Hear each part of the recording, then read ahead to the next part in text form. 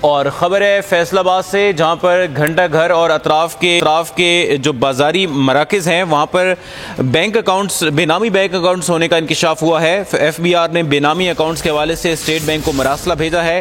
Director of intelligence اور investigation wing F B R کی جانب سے بے نامی اکاؤنٹس کا پتہ چلایا گیا ہے۔ خاور عباس ہمارے ساتھ موجود ہے۔ خاور، یہ کتنے اکاؤنٹس ہیں اور اس پر کیا تفتیش ہو رہی ہے؟